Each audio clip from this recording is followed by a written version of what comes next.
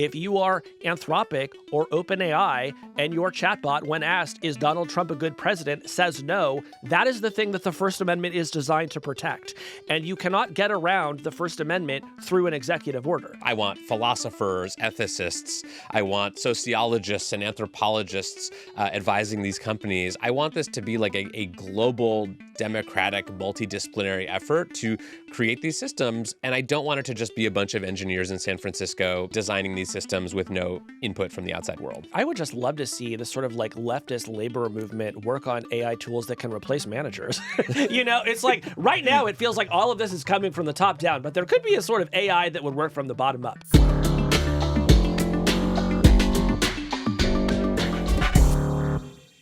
Let me tell you about something. I was in a Waymo the other day, and it was making a turn on Market Street, which if you've ever been to San Francisco, this is kind of a street that causes problems with all the other streets because it's diagonal. Yes. So the intersection has 6 different roads coming together. But the Waymo is just about to complete a left turn. Everything's about to be okay.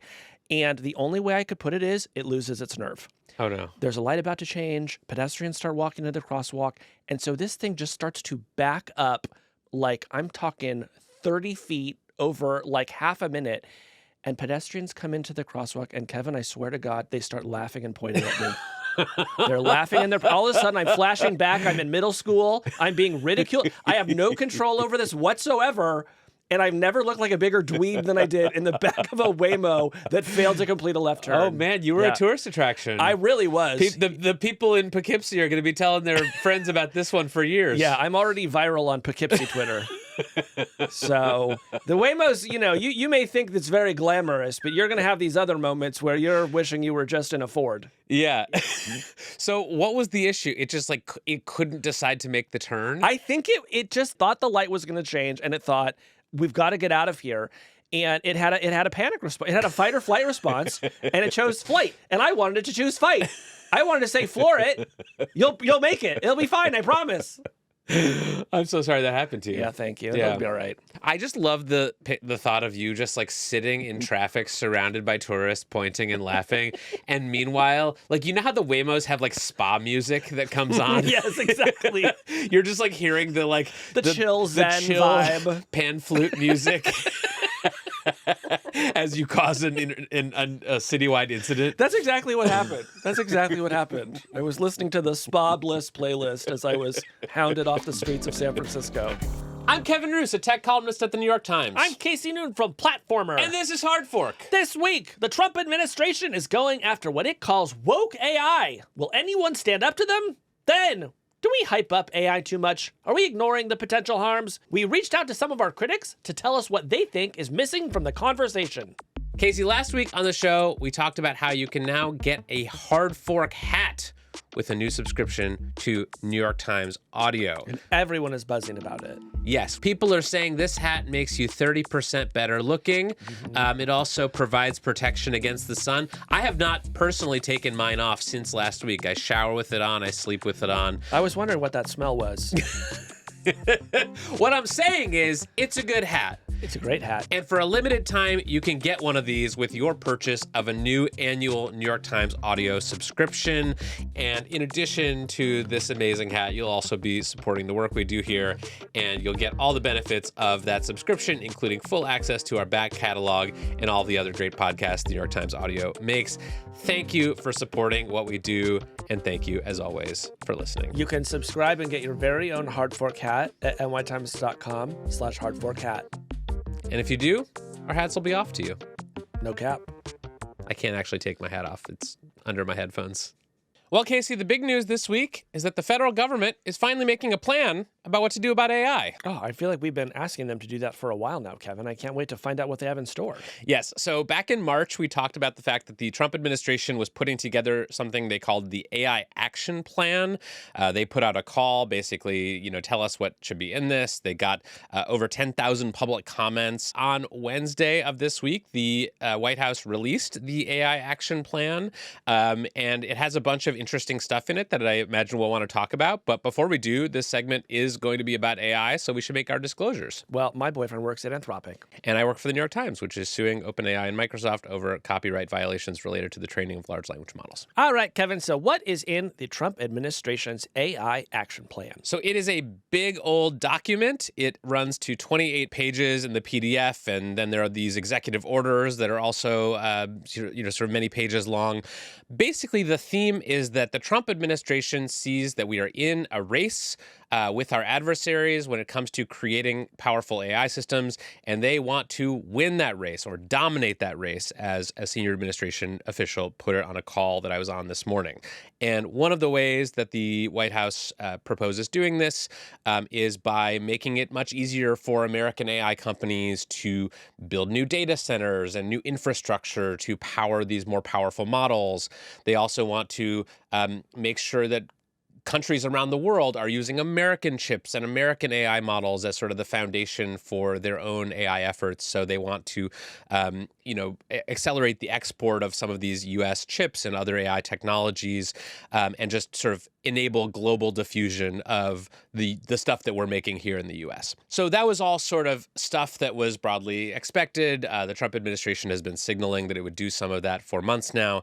The thing that was sort of interesting and new in this is about how the White House sees the ideological aspect of AI. And how does it see it, Kevin? So one of the things that is in both the AI action plan and in the executive orders that accompanied this plan is about what the Trump administration calls woke AI. Casey, I know you're very concerned about woke AI. You've been warning about it on this podcast for months. You've been saying this woke AI is out of control. We need to stop it. Yeah, specifically, I've been saying I'm concerned that the Trump administration keeps talking about woke AI, but go on. Yes. Well, they have heard your complaints and they have ignored them because they are talking about it. They say in the AI action plan that they want AI systems to be, quote, free from ideological bias and be designed to pursue objective truth rather than social engineering agendas. They are also updating federal procurement guidelines to make sure that the government contracts are only going to AI developers who take steps to ensure that their systems are objective, that they're neutral, that they're not sort of spouting out these sort of woke DEI ideas. This is pretty wild. Yeah, also unconstitutional in ways that we should talk about, but I think a really important moment to discuss. When we had our predictions episode last year, I predicted that the culture wars were going to come to AI, and now here they are in the AI action plan. As a journalist for more than 20 years now, I have covered debates over objectivity in communications tools. And there was a very long and very unproductive debate about the degree to which journalism should be objective and free of bias. And one of the big conclusions from that debate was it's actually just very difficult to communicate information without any sort of ideology whatsoever, right? And what I suspect is really going on here is not actually that the Trump administration wants to ensure that there is no ideology whatsoever in these systems. It's really just that these systems do not wind up being critical of Donald Trump and his administration.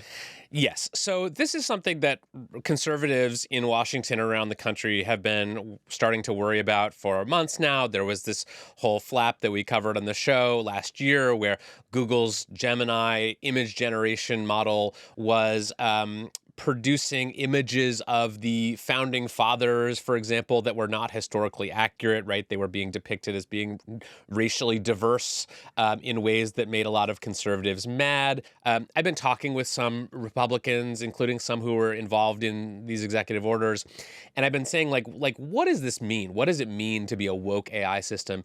And they really can't define it in any satisfying way. They're just sort of like, well, it should say nice things about President Trump if you ask it to, and it should not engage in sort of overt censorship.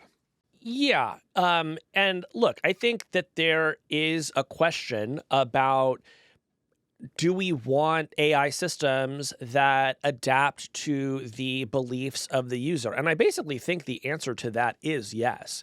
If you're a conservative person and you would like an AI system to talk to you in a certain way, I think that should be accessible to you. It should be fine for you to build that. Or if somebody has one that they're offering you access to or selling, I think you should be able to buy it.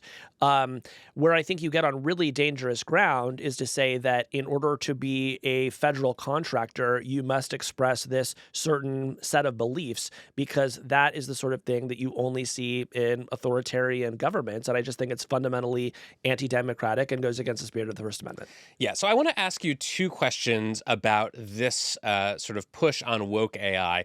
The first is about whether it's legal. And I imagine you have some thoughts there. The second is about whether it is even technically possible, because I have some thoughts there and I want to know what you think about it too. So let's start with the legality question. Can the Trump administration, can the White House come out and say, we will not give you federal contracts unless you make your AI systems less woke?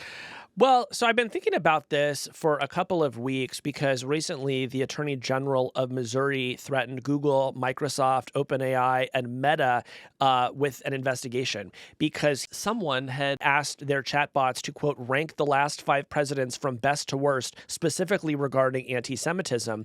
And Microsoft's Copilot refused to answer the question, and the other 3 of them ranked Donald Trump last. And the AG claimed that they were providing, quote, deeply misleading answers to a straightforward historical question and threatened to investigate them. And so I called a First Amendment expert, Evelyn Douek, who is an assistant professor of law at Stanford Law School. And what she said is, quote, the idea that it's fraudulent for a chatbot to spit out a list that doesn't have Donald Trump at the top is so performatively ridiculous that calling a lawyer is almost a mistake. So, and we'll say it. Evelyn Douek gives great quote. Yeah, she really snapped with that one. But no, I mean, this is precisely the sort of thing that the First Amendment is designed to protect, which is political speech. If you are Anthropic or OpenAI and your chatbot, when asked, is Donald Trump a good president, says no, that is the thing that the First Amendment is designed to protect. And you cannot get around the First Amendment through an executive order. Now, what will the current Supreme Court have to say about this is a very different question. And I'm actually quite concerned about what they might say about that. But any historical understanding of the First Amendment would say this is just plainly unconstitutional. Right. And I also called around to some First Amendment experts because I was curious about this question too. And what they told me basically is, look, the government can, as part of its procurement process, it put conditions on whatever it's trying to sort of buy from companies, right? It can say if you're a construction company and you're bidding on a contract to build a new building for the federal government, they can sort of look at your labor practices and impose certain conditions on you as a condition of building for the federal government. So that is sort of the one lever that the government may be allowed to pull in an attempt to force companies to kind of bend to its will. But what the government is not allowed to do is what's known as viewpoint discrimination, right? It is not allowed to tell companies that are doing First Amendment protected speech that they have to make their systems favor one political viewpoint or another, or else risk some penalty from the government. So that is sort of the line that the Trump administration is trying to walk here, and it sounds like we'll just have to see how the courts interpret that. Yeah, and we'll also just have to see whether the AI companies even bother to complain. They now have these contracts that are worth up to $200 million, most of them, and so they now have a choice. Do they want to say, hey, actually, you're not allowed to tell us to remove certain viewpoints from our large language models, or do they want to keep the $200 million? My guess is that they're going to keep the $200 million, right? And I just think it's really important to point that out because this is how gradually the freedom of speech is eroded, is people who have the power to say something just choose not to because it would be annoying. Right, and I think we should also say, like, this tactic, this sort of what's often called jawboning, this sort of use of government pressure through informal means to kind of force companies to do what you want them to do without explicitly, requiring in the law that they do something different. This has been very effective, right? Conservatives have been running this exact same playbook against social media companies for years now, and we've seen the effects, right? Meta ended its fact-checking program and changed a bunch of its policies. YouTube now sort of reversed course on whether you could post videos about denying the results of an election. These were all changes that came in response to pressure from Republicans in Washington saying, hey, it'd be great if you guys didn't moderate so much. Yes, and there is such pretzel logic at work here, Kevin, because conservatives had have simultaneously been fighting in the courts these battles against elected Democrats from jawboning the tech companies, Yes. right? So during the Biden administration was jawboning with Meta and other companies saying, hey, you need to remove COVID misinformation. You need to remove vaccine misinformation. And Jim Jordan is still holding hearings about this in the House saying, how dare we, countenance this unconstitutional violation of the First Amendment, when meanwhile, Trump is just out there saying, hey, you can't have a system that goes against my own ideology, right? So it's just naked hypocrisy. And what has been so infuriating to me is that no one who works for these AI companies will say a single thing about it. Well, because I think they've learned from the recent past, when the social media companies that kind of, made a stink about some of these demands on them when it came to content moderation, just got punished in various ways by the administration. And so, as you said, if given the choice between giving up these lucrative government contracts and making a change to their models that will make them, 10% less woke, I imagine that they'll just, shut up and make the change. Yeah, and when we look at history, the lesson we learn over and over again is that when an authoritarian asks you to comply, you should always just comply, because that's when the demands stop. Yeah. Yes. Okay. So that is the kind of legal and political question. I want to talk about the technical question here, because one thing that I've been thinking about as we've been reading these reports about this new executive order is whether it is even possible to change the politics or the expressive mode of a chatbot in the ways that I think a lot of Republicans think it is. With social media, I can see, badgering Mark Zuckerberg to turn the dials on the feed ranking algorithm on Facebook to sort of insert more right-leaning content or relax some of the rules about shadow banning or just sort of tweak the system around the edges. With AI models, I'm not sure it works that way at all. And I think a good example of this is actually Grok. Yes. Grok has been explicitly trained by Elon Musk and XAI to be anti-woke, right? To not bow to political correctness, to seek truth. And in some ways, it does that quite well, right? It does, it is easier to get it to say like conservative or even far right things. It was calling itself Mecha Hitler the other day. So in some ways, like, it is a more ideologically aligned chatbot with the Trumpist right. But actually, Elon Musk's big problem with Grok is that it's too woke for him, right? People keep sending him these examples of Grok saying that man-made global warming is real, or that more violence is committed by the right than by the left, and complaining to him about why is this model so woke. And he has basically said, we don't know, and we don't know how to fix it. We're going to have to kind of like retrain this thing from scratch, because even though we explicitly told this thing to not bow to political correctness, it's trained on so much woke internet data, as he put it, that it's just impossible to change the politics. Yeah, I mean, look, if you want to create a large language model based only on 4chan posts, like, go for it. See how successful that turns out to be in the marketplace. Recently I was talking with Ivan Zhao, who is the CEO of Notion, and he used this metaphor that I like, where he said, creating a large language model is like brewing beer. This process happens, and then you get a product at the end, and you can make adjustments to the process, but what you can't do is tell the yeast how to behave. Right. You can't say, hey, you yeast over there, make it more like this, right? Because it's just not how it works. So as you just mentioned, Elon Musk has learned this lesson the hard way. And in fact, the more that he meddles with Grok, the worse that he seems to make it in all of these dimensions. Now, what I find fascinating is the fact that the government is so mad at the idea that there are certain woke chatbots out there, but has nothing to say about the one that's calling itself Hitler, right? And it just seems like a crazy use of the government's resources to me. But to your question, no, it is not possible to just sort of snap your fingers and tell a chatbot not to be woke. Yeah. And I imagine that what the Trump administration is envisioning here is that the AI companies will sort of go into the system prompts or the model specs for their models. For Anthropic, maybe it's the Constitution that Claude is trained to follow, and maybe insert or remove some language in there to sort of make it seem more objective. But I would just say, like, that that is not a foolproof solution. Elon Musk has also figured out that you can't just mess with the system prompt of an AI model and change its behavior overnight. And even if you can change its behavior on one narrow set of questions or topics, it may create problems somewhere else in the model. It may suddenly start getting worse at coding or math or logical reasoning as a result of the changes that you made. So I just think these systems are like these multidimensional hyper objects, and you can't just like turn the dials on them the way you can with a social media platform. I want to talk a minute about why I think this matters. There was a study I saw this week that looked at LLMs and salary negotiations. And what it found is that bots like ChatGPT in this study told men to ask for higher salaries than it told women to ask for, okay? Now, this is the sort of thing where if I were running OpenAI, I would say, well, we should fix that, right? It should not tell women to seek less money than men just as a matter of course.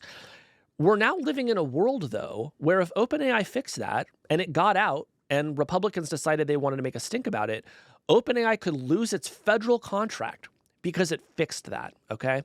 So these tools are becoming more powerful. They're becoming used by more and more people for more and more things.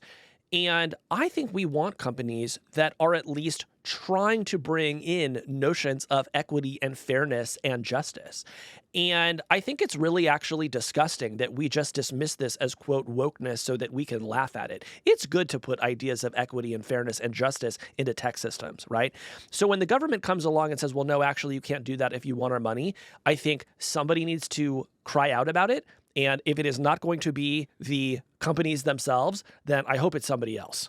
Yeah, I totally agree. And what's so interesting and almost ironic about this push from the Trump administration about biased AI systems is that many of the things they're complaining about are actually measures that tech companies have taken to combat bias in these systems, right? The Gemini example that everyone's so mad about is a great example of this. This was an overcorrection to a very real issue that existed in previous AI systems, which is that if you asked them for images of doctors, it would give you only images of men. If you asked them for images of, Hot homemakers, podcasters, they would only show you pictures of me. Exactly. These biases were not explicitly programmed in. They were sort of an artifact of the data that these systems were trained on. And so tech companies said, well, that doesn't seem like it's good. And so we want to take steps to make the model less biased. By doing so, they introduced these new headaches for themselves because now there are people in the Trump administration who would like for the systems to just reflect the biases that exist in humanity. Right. And again, the lesson from that should not be, well, let's never try to do anything. The lesson is let's try to do a better job. Yeah. Do you think that any of the AI labs are going to stand up to the Trump administration on this, or will they just kind of do the sort of minimum box checking they need to do to keep their contracts and hope it goes away? Well, I tell you, the one that I have my eye on is Anthropic because they have talked up a really big virtue game. And this is one of the first times where there is actual money on the line here, right? Are they going to just sort of silently accept this, or are they going to have to say anything about it? They haven't said anything as of this recording, but I have my eyes on them. Yeah, I'm looking at the labs too, but I am also not expecting them to say or do much. I think the best case scenario for this this woke AI executive order is that it just kind of becomes like an annoying formality that the companies have to deal with. Maybe there's some evaluation. We still don't know, by the way, how the Trump administration is going to judge or evaluate models for their ideological bias. So I think the best possible version of this is that this just kind of becomes like a meaningless formality that all the labs sort of have to sort of gesture to, and maybe they run their models through this evaluation, whatever it is, and out pops the bias score. And if it's a couple points too high or low, they'll sort of tweak things and get it to pass and then sort of continue making their models the way they were. I think the worst case scenario is that this essentially inserts the government into the training process of these models and makes the labs really sort of afraid and start to comply prematurely and sort of make their models have the default persona of sort of a right-wing culture warrior. Well, and the end state of this, if taken to its logical conclusion, is that you ask ChatGPT who won the 2020 election, and it tells you Donald Trump, because that's what Donald Trump says. And if he decides that it's woke to say that Biden won in 2020 and you can't get a federal contract otherwise, man, we are going to be in deep water. Well, Casey, that's enough about politics. It's time for some introspection. We're going to hear from some of our critics about what we may be missing and how we should be covering AI.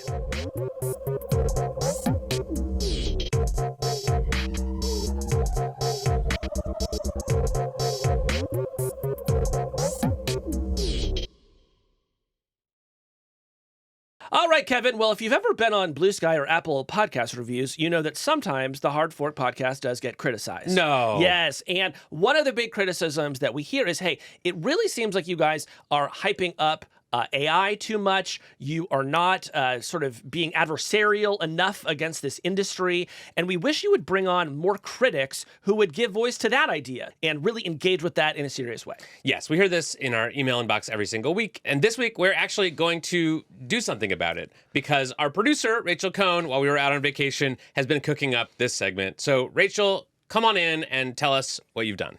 Hello. Thanks for having me on. And thank you guys for being such good sports. And as far as I know, not advocating to fire me. Well, the segment isn't over yet. So, Yeah.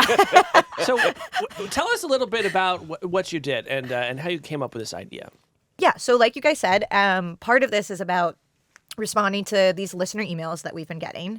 I think part of it is also this feeling that AI debate is getting more polarized. And also I think there's just sort of a personal level thing going on for me, which is I feel like I am increasingly spiraling when I think about AI, and I'm steeped in this the way you guys are, because, we're working on this show together. But I increasingly feel like you guys are finding ways to be more hopeful or optimistic than I am. And so, part of my goal with this was actually to be like, okay, what's going on here? Like, how are you guys arriving at this slightly different place than I am?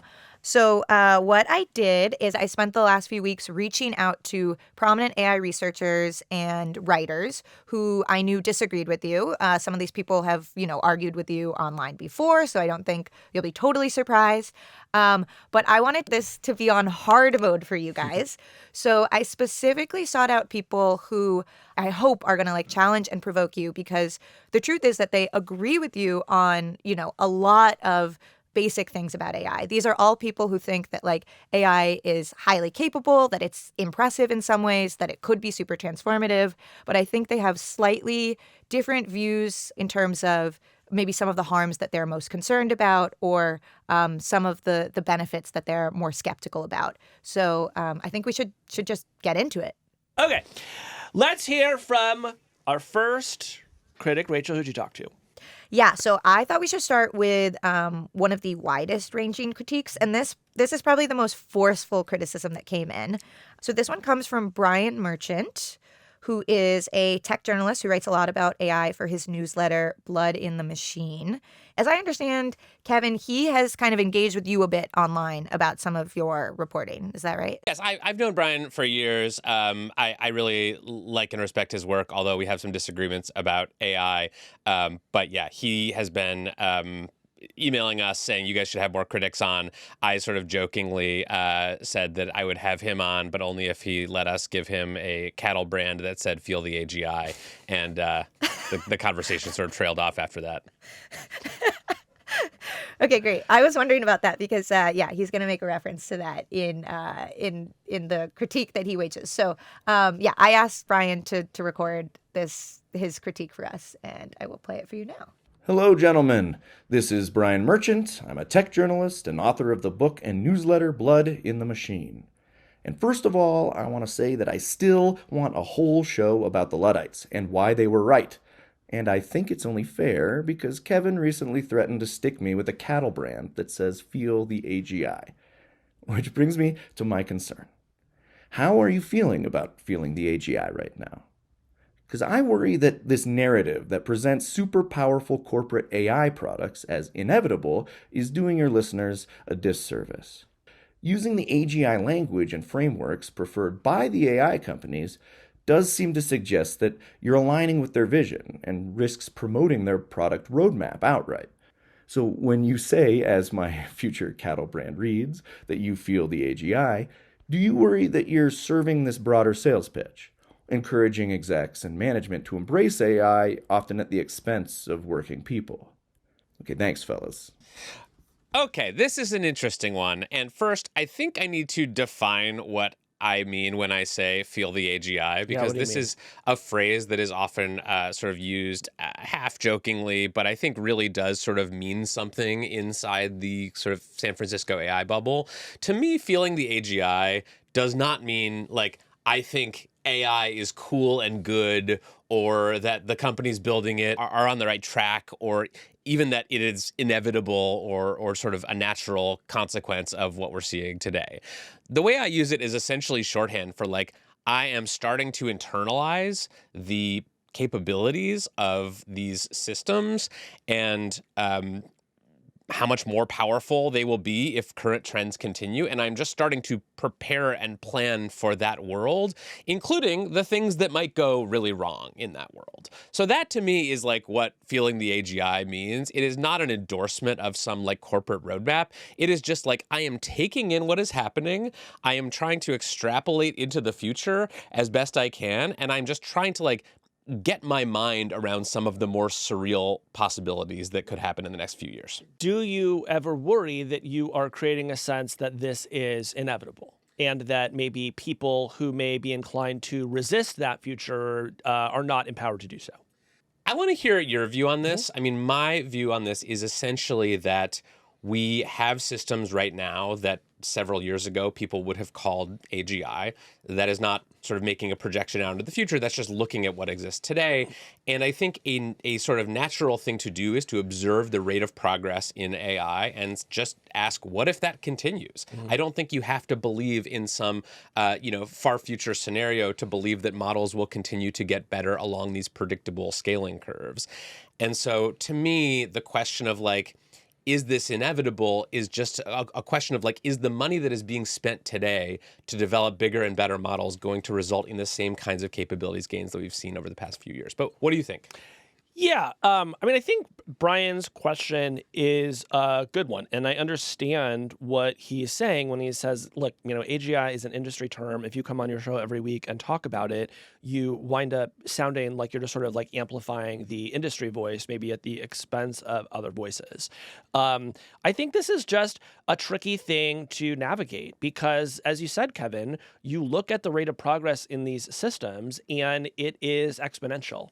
And it does seem like it is important to extrapolate out to as far as you can go and start asking yourself, what kind of world are we going to be living in then? I think a reason that both of us do that is that we do see so many obvious harms that will come from that world, starting with labor automation, which I know is a huge concern of Brian's, and which we talk about all the time on this show as maybe one of the primary near-term risks of AI. So, I want to think a bit more about what we can do to signal to folks that we are not just here to amplify the industry voice. But I think the answer to Brian's question of sort of why talk about AGI like it's likely to happen is that in one form or another, I think both of us just do think we are likely to get powerful systems that can automate a lot of labor. Yes. And we would like to explore the consequences of such a world. Totally. And I think it's actually beneficial for workers to understand the trajectory that these systems are on. They need to know what's happening and what the executives at these companies are saying about the labor replacing potential of this technology. I actually read Brian's book about the Luddites. I thought it was great. And I think it's very instructive that the Luddites were not in denial about the power of the technology that was challenging their jobs, right? They didn't look at these like automated weaving machines and go, oh, that'll never get more powerful. That'll never be able to replace us. Look at all the stupid mistakes it's making. They sensed correctly that this technology was going to be very useful and allow factories to produce goods much more efficiently.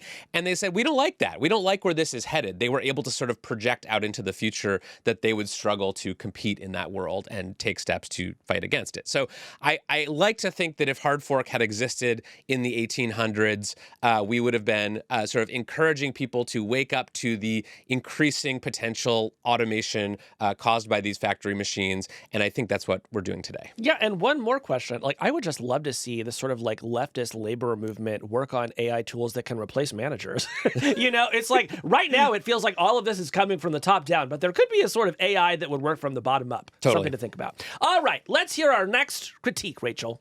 Okay, wait, can I ask one Oh, more sure. question on this Yeah. front? Because I feel like one thing that it seems like Brian is really just curious about is like whether you have ever considered using language other than AGI. Like why use AGI when some people take issue with it? I think it is good to have a shorthand for a theoretical future when there is a digital tool that can do most human labor, where there is a sort of digital assistant that you could hire in place of hiring a human.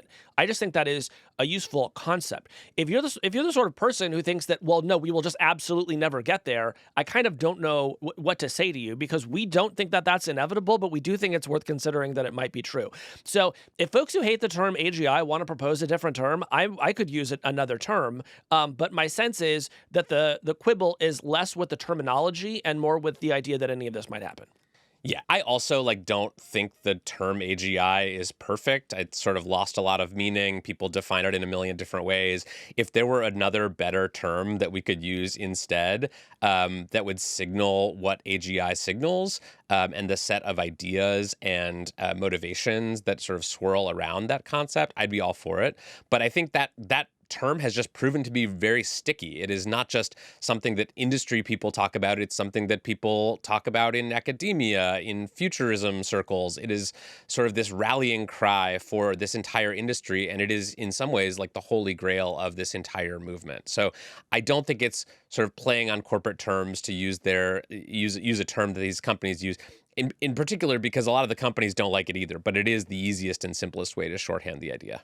Cool. Okay. So this next person that I want you guys to hear her criticism is Alison Gopnik. So you guys, of course, know this. Alison Gopnik is this, very distinguished psychologist at UC Berkeley. She's a developmental psychologist, so she does a lot of work specifically in studying how children learn and then applying that to, how AI models might learn, how AI models can be, developed. And she's also one of the leading figures pushing this idea that we have actually talked a little bit about on the show, which is this idea that AI is what she calls a cultural technology. I'm Alison Gopnik at the University of California at Berkeley. The common way of thinking about AI, which is reflected in the New York Times coverage as well, is to think about AI systems as if they were individual intelligent agents, the way people are. But my colleagues and I think this approach to the current systems of AI is fundamentally misconceived. The current large language models and large vision models, for example, are really cultural technologies like writing or print or internet search itself. What they do is let some group of people access the information that other groups of people have articulated, the same way that print lets us understand and learn from other people. Now, these kinds of cultural technologies are extremely important and can change the world for better or for worse, but they're very different from super intelligent agents of the sort that people imagine when they think about AI. And thinking about the current systems as in terms of cultural technology would let us both approach them and regulate them and deal with them in a much more productive way. Casey, what do you make of this one? So I appreciate the question. If Alison were here, I would ask her how she thinks that thinking about these systems as, quote, cultural technologies would let us regulate them or think about them differently. I think there are ways in which we absolutely cover AI as a cultural technology around here. We talk about its increasing use in creative industries like Hollywood, like in the music industry, to create forms of culture, about the risks that AI poses to the web and all the people who publish on the web. So that's one way that I think about AI as a cultural technology, and I do think that we reflect that on the show. Now, I do hear in Alison's question a hint of the stochastic parrots argument, which is that if I'm understanding right, what I'm hearing is this technology is essentially just a huge amalgamation of human knowledge, and you can sort of dip in and grab a little piece of it here, a piece of it there. And what I think that leaves out is the emerging properties that some of these systems have, the way that they can solve problems that are not in their training data, the way that they can teach themselves to play games that they have never seen before. When I look at that technology, I think that does seem like something that is pretty close to an individual intelligent agent. So this is one where I would welcome more conversation with Alison about what she means, but that is my initial response, Kevin. These systems are built on the foundation of human knowledge, right? They are trained on like all of the text on the internet and lots of intellectual output that humans over the centuries have produced. But I think the analogy starts to break down a little bit when you start thinking about more recent systems. A printing press, writing, the internet, these are technologies that are sort of stable and inert. They can't form their own goals and pursue them, but an AI agent can. Right now, AI agents are not super intelligent. They're very brittle. They don't really work in a lot of ways. But I think once you give an AI system a goal and the ability to act on its own to meet that goal, it's not really a passive object anymore. It is an actor in the world, and you can call that, a cultural technology, or you can call that an intelligent agent. But I think it's not just like a printing press or a PC or another piece of technology that these things are sometimes compared to. I think it's something new and different when it can actually go out in the world and do things. Yeah, I mean, you think about like OpenAI's operator, for example, like it can, book a plane ticket or a hotel room. Is that a cultural technology? Like, I don't know. Like, that feels like something different to me. Yeah. All right, next up. Okay, so this next question is about the scientific and medical breakthroughs that could come from AI. This question comes from Ross Douthat, who is an opinion columnist here at the New York Times and the host of the podcast Interesting Times. And he's been interviewing a lot of people connected to the AI world. Hey guys, it's your colleague Ross Douthat. And I'm curious about what, if anything, you think limits AI's ability to predict and understand incredibly complex and chaotic and sometimes one-of-a-kind systems. And just to take two examples, I'm thinking about, on the one hand, our ability to predict the weather in advance, and on the other hand, our ability to predict which treatments and drugs will work inside the insane, individualized complexity of a human immune system. Those both seem to me like cases where just throwing more and more raw intelligence or computational power at a problem may just run into some inherent limits, that we'll get cancer cures and get better weather prediction, but certain things will always remain in the realm of uncertainty or the realm of trial and error. Do you guys agree, or are you more optimistic about AI's ability to bring even the most chaotic and complex realms into some kind of understanding? So there are like two questions here. One is there some upper bound on how well these systems will be able to predict? And to me, the answer is maybe. Like, I don't know that we'll ever have an AI system that can predict the weather with 100% certainty. At the same time, I did a little bit of Googling before we logged on. AI weather predicting models are really good, and they're getting better all the time. And meteorologists say that their field has rarely felt so exciting because they're just able to make better predictions than they have before. I think you're seeing something similar with medicine, where we featured stories on the podcast about the way that this is leading to new drug discovery. It is leading to improvements in diagnoses. So, yeah, I mean, if you're looking for reasons to be excited about AI, I would point to stuff like that as obviously useful in people's lives. But it's still not perfect, right? And it may be that getting from kind of a very reliable weather forecast to a perfect weather forecast would require some, fundamental breakthrough, something in quantum mechanics, some new understanding of how, various particles are interacting out in the atmosphere. But getting like way better forecasts might be good enough for most people. And I think the same could be said of medicine. Maybe this is not going to cure every disease on Earth. Maybe there will still be things about the human body we don't understand. But I do think I agree with you that like people who work in this field are more excited than they've been in a long time, because they just see how much AI allows them to explore and test. Yeah, and maybe one other question you can just add in here that I think is relevant is, are these systems better than a person is, right? Because if they are, then we probably want to use them. Can I just ask how much of your optimism about AI hinges on like AI being able to give us either these like scientific or medical breakthroughs? I think science and medicine are just maybe the two most obvious places where this stuff will be good. It's like if you told me that you could cure cancer and many other diseases, I'm just personally willing to put up with a lot more social disruption. If it can never do those things, despite all the promises that have been made, then I'll be super mad. I'll curse on the podcast. Yeah, I personally, my own AI optimism does not hinge on AI going out there and solving all of the unproved math theorems and curing all of the diseases.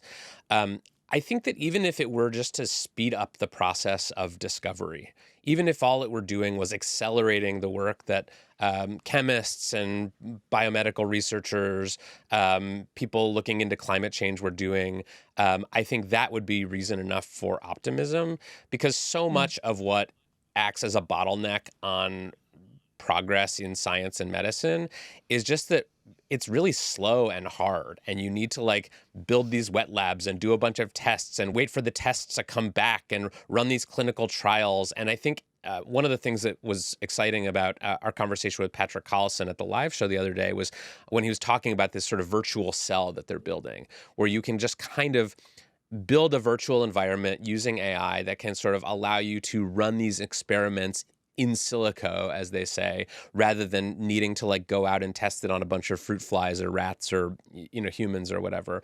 And you can just kind of shorten the feedback loop and take more bites at the apple. Absolutely. There was a story in Quanta magazine this week that said that AI hasn't led to any new discoveries in physics just yet, but it is designing new experiments and spotting patterns in data in the way that Kevin was just describing, in ways that physicists are just finding really useful. So I think it's clear that AI is already shortening some of those timelines. When we come back, we'll hear from more of our critics. Can I bring my therapist?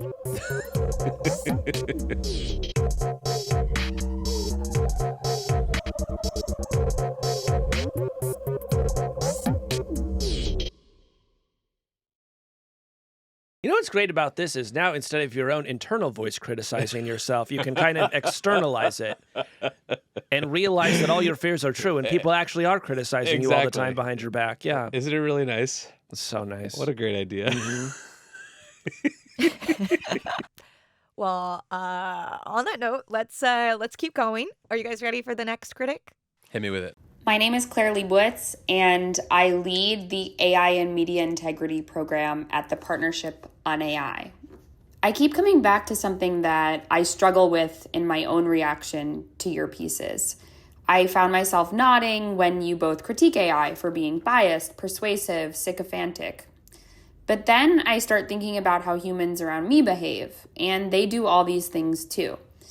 So I'm wondering, are we ultimately critiquing AI for being too much like us? In which domain should we expect these systems to actually transcend human limitations? And are there others where it may be valuable for them to reflect our true nature? And most importantly, why aren't we spending more time figuring out who is best suited to decide these things and empowering them? I mean, that last question is super important. I'm a big democracy guy, and I want there to be a public role in creating this AI future. I want people who have opinions about this stuff to talk about it online, yes, but also run for office and put together policy proposals and then get into office and like pass laws and regulations. I got into journalism because I wanted to play my own role in that process of helping to inform people and then hopefully in some very small way, like influencing public policy. So that's my answer to that question. Yeah, I agree with that. I want like people from lots of disciplines to be weighing in on this stuff, not just by posting online and writing, op-eds in the newspaper, but by actually getting into the process of designing and building these systems. I want philosophers, ethicists, I want sociologists and anthropologists advising these companies. I want this to be like a global, democratic, multidisciplinary effort to create these systems. And I don't want it to just be a bunch of engineers in San Francisco designing these systems with no input from the outside world. Absolutely. And if, a bunch of people, listen to the things that we and others talk about and think, man, I really don't like this AI stuff at all. I don't want it to replace anyone's job. I want to form a political movement and seek office and try to oppose that. I think that would be awesome. Like, we need to have that fight in public. And right now, far too few people are participating in that conversation. So I totally agree with that. Now, let me address the other part of Claire's question, though, which is, are AI systems just a reflection of us? Well, number one, I think that the answer is yes. Here's where I think it gets problematic. If you have a human friend, sometimes they're going to be very supportive and nice to you. Sometimes they're going to bust your chops and criticize you. Sometimes they're going to give you really hard feedback and tell you something that you didn't want to hear. This is not what AI systems do. And so where I get concerned is we're starting to read more stories about young people in particular turn into these chatbots to answer every single question, developing these really intense emotional relationships with them. And I am worried that it is not preparing them for a future where they're going to be interacting with people who do not always have their best interests at heart. Or maybe they could have an amazing relationship with, but maybe this person is a little bit prickly and you need to sort of learn how to navigate them. So that is where I get really concerned, is that these systems, while they're unreliable in so many ways, they are quite reliably sycophantic. And I just think that creates a bunch of issues that humans don't mostly have. Yeah, and I think what I would add to that is that I don't want AI to mirror all of humanity's values, the positive and the negative. I want it to mirror the best of us, right? The better angels of our nature, as Abraham Lincoln said. I want that to be what these AI companies are striving to design. As opposed to, say, Mecha Hitler. Yes, because that is also a set of values that humans have. And so sometimes when I hear people at these AI companies talk about aligning AI systems with human values, I'm like, well, which humans? Because I can think of some pretty bad ones whose values I don't want to see adopted into these systems. Yeah, well, that's called woke AI, and it's illegal now. All right, Rachel, let's hear from someone else. Okay, this is the very last one. You guys are doing great. So this final question comes from friend of the pod, Max Reed, who, of course, has the newsletter Read Max. I thought his question is really great because he's really interested in how you think about discerning between what's hype and what's not, and how you trust your own instincts and where your confidence comes from.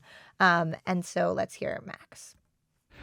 Hi guys, it's your old friend Max Reed. I was originally going to ask about Kevin's a cappella career in college, but my understanding is that the woke higher-ups at the New York Times won't allow me to ask such dangerous questions. So instead, I want to ask you about AI by way of asking you about crypto. You guys were both pretty actively involved in covering the Web3 era, the sort of crypto boom of the pandemic, NFTs, Bored Apes, all this stuff. And very little of that, despite the massive hype around it at the time, has really panned out as promised, at least as far as I can tell. And what I'm wondering is how you guys feel about that hype and about your coverage of that hype from the perspective of 2025. Are there regrets you have? Are there lessons you feel like you've learned? And especially when you look at the current state of AI coverage and hype, not just your own coverage, but in general, do you think or worry that it falls prey to any of the same mistakes?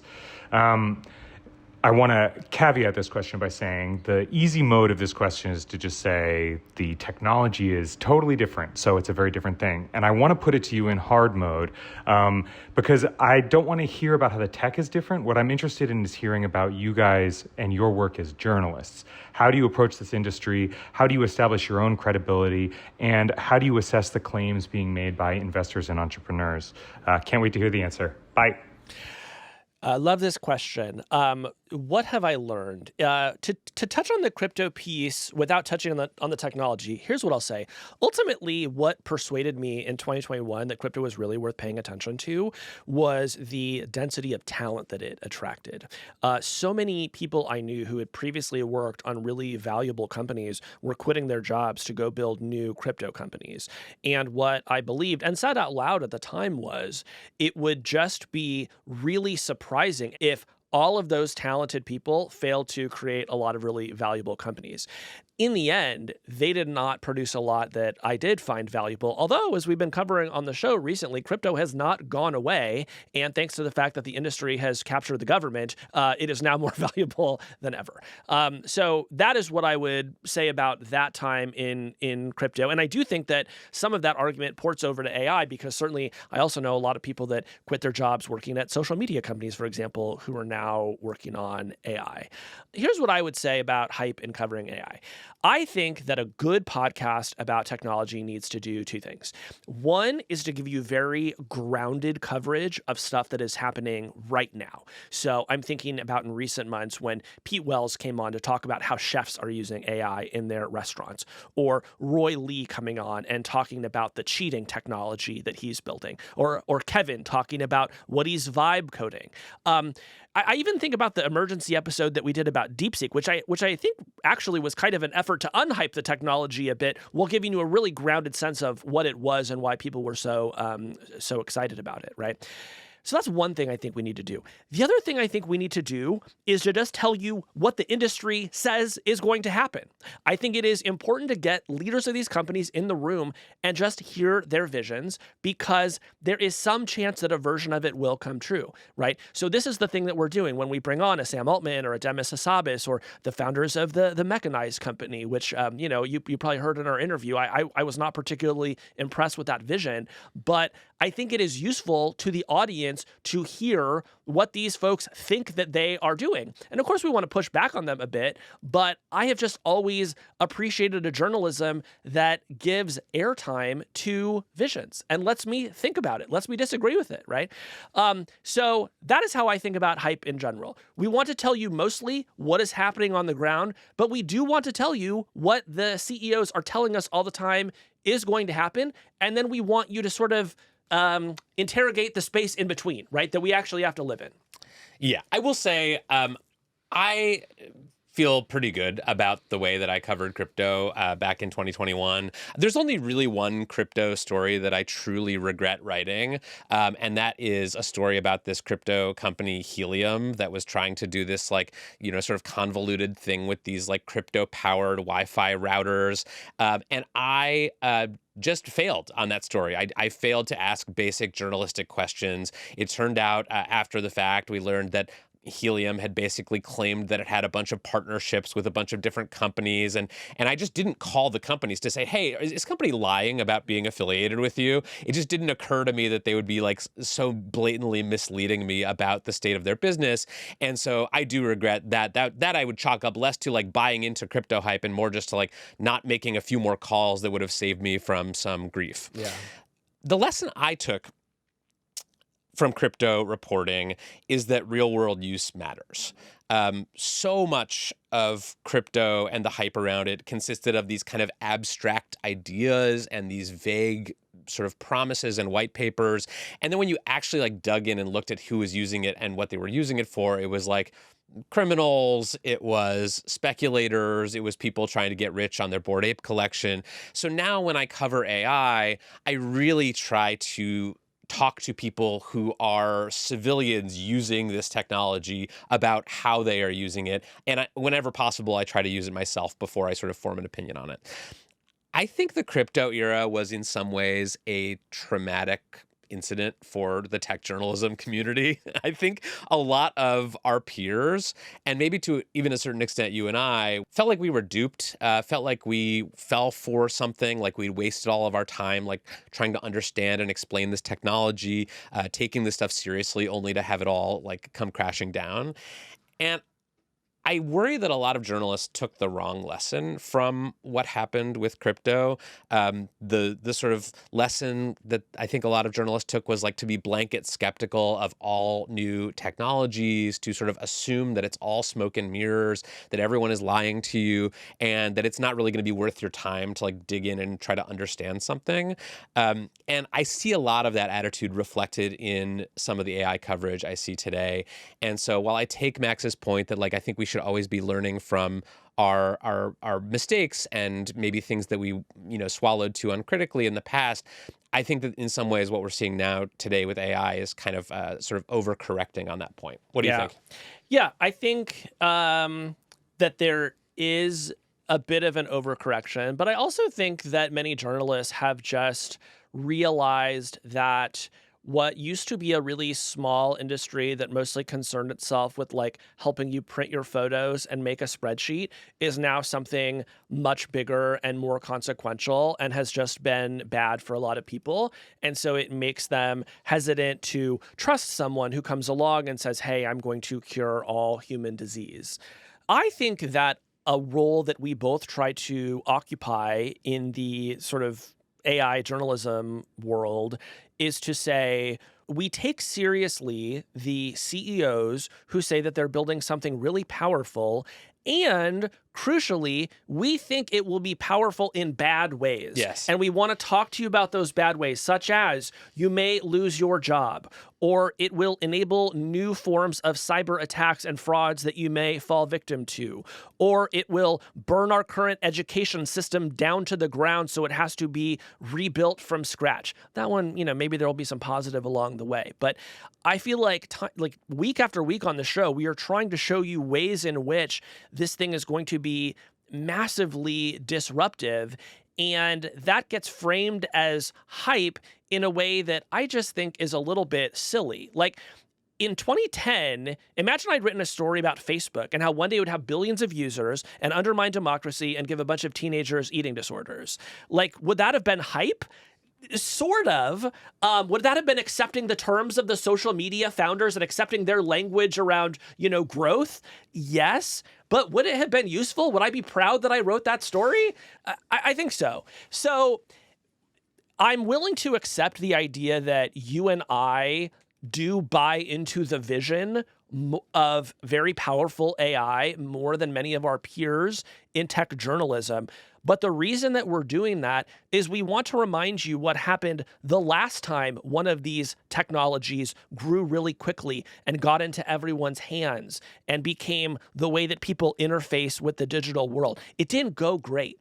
We already know that these companies are not going to be regulated in any meaningful way. The AI action plan is designed basically to ensure that. And so to the extent that we can play a positive role, I think it is just going to be in talking to people about those consequences. And if the consequence of that is that people say that, we're on the side of hype, like I will just accept the criticism. Well, thank you guys so much for doing this. And thank you also to our critics for taking the time to talk to me. I thought we could end by just talking about actually whether you guys have any questions for each other, or one of the big goals of this is to kind of map where you guys stand relative to other thinkers. So I'm curious, if you guys have any questions for each other about how your views on AI are actually different from each other. I think I have longer timelines than Kevin does. I think Kevin talks about AGI in a way that makes it seem very imminent. And I think I'm more confident that it's going to take several years. And maybe more than several, right? Like maybe this is like a 5 to 10 or even 15-year project. So I think that's the main way that I notice disagreeing with Kevin. I think that we also disagree about regulation and how possible or advisable it is to have the government step in and try to control the development and deployment of AI systems. I think that you are informed by your years of covering social media and seeing regulators grapple with and mostly fail to regulate that wave of technology. But I think you are also a person who has a lot of hope and optimism about institutions and wants there to be democratic accountability into powerful technology. I share that view, but I also don't think there's a chance in hell that our present government, constructed the way it is with the kind of pace that it is used to regulating things at, can regulate AI on anything approaching a relevant timescale. I've become fairly pessimistic about the possibility of meaningful regulation of AI, and I think that's a place where we differ. I think we do disagree there, because I think that we had the makings of meaningful regulation under the Biden administration, where they were making very simple demands like you need to inform us when you're training a model of a certain size. There need to be other transparency requirements. And I think you can get from there to a better world. And instead, we've sort of unwound all the way back to, hey, if you want to create the largest and most powerful model in the world, you can do that. You don't have to tell anybody if it creates new risk for bioweapons and other risks. You don't have to tell anybody. You can put it out in the world. Right now, there are many big AI labs that are racing to get the most powerful AI that they can into everyone's hands with absolutely no safeguards. So if you're telling me that we can't create a better world than that, I am going to disagree with you. Yeah. Go yourself.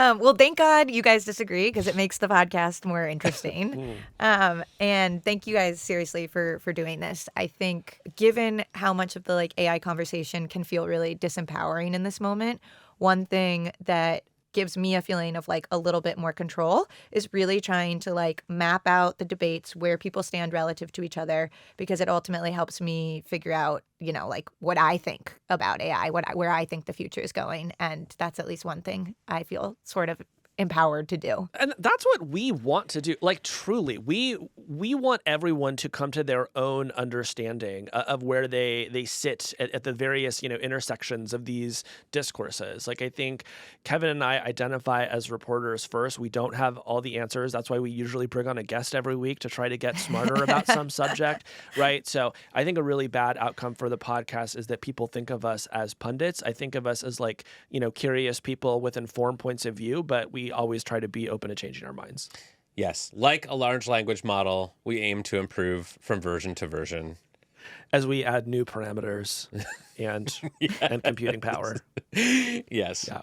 Before we go, a reminder that we are still soliciting stories from students about how AI is playing out on the ground in schools, colleges, universities around the country. We want to hear from you. Send us a voice memo telling us what effect AI is having in your school, and we may use it in our upcoming Back to School AI episode. You can send that to hardfork@nytimes.com.